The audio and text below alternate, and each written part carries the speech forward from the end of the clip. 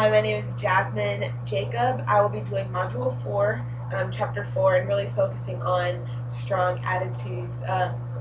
So in the book, it says that attitudes are an influence of thought or action, but strong attitudes persist over time, affect judgment, guide behavior, and persist over time. And a person in the book, Erber, I think I'm saying that right, goes along to even say that it is anchored by beliefs and values. People associate with people that are like-minded. It's more accessible, and that you seek out information that is relevant to your belief system. And so when I thought about this, I instantly thought about my faith. Like, what else could I talk about that? Like, it literally screamed out at me. Because it aligns perfectly with this topic of your beliefs and your values and all those things. So going point by point, persist over time. I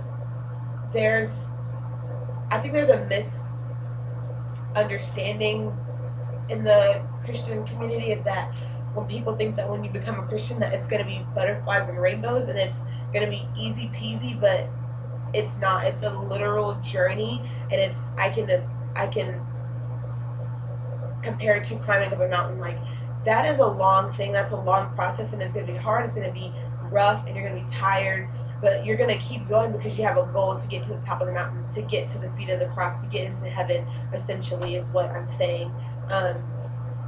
It affects judgment. Yes.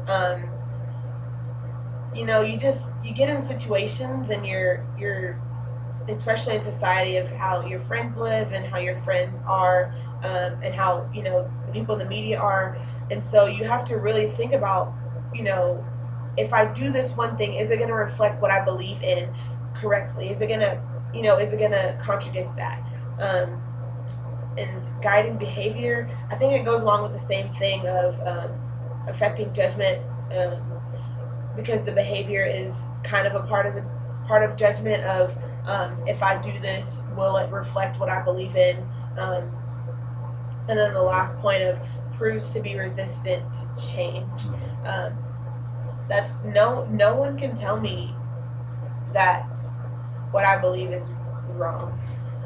No one can change my mind. I will gladly listen to what anyone has to say, but there's no way that anyone can tell me that what I'm doing is dumb and change my mind behind it. No one can alter the way I think.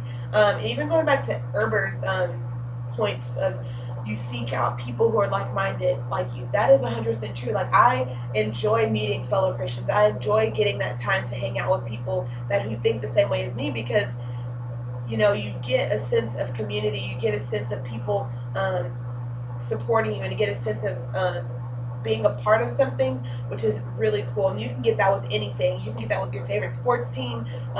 Really camaraderie between a group of people. You seek out information that's relevant to you. I'm not going to go look up, why is Jesus not real?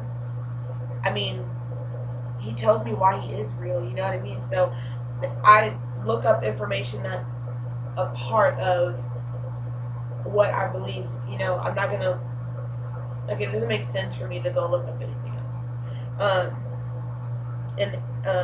There's another part where she said that it's more accessible, which by that I think they mean that if you're so grounded in it, you're so and you're finding people that are like-minded like you, and you're looking for information, like, you feel like everything is at your fingertips. And so in conclusion, what do you do what do you gain from having strong attitudes? You get a sense of camaraderie, like I said before. You get a sense of passion.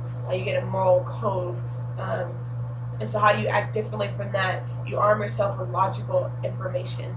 You need to know what you're talking about, and you need to, if people come at you trying to convince you differently, change your views, if you will. To be resistant to change, you have to have logical information.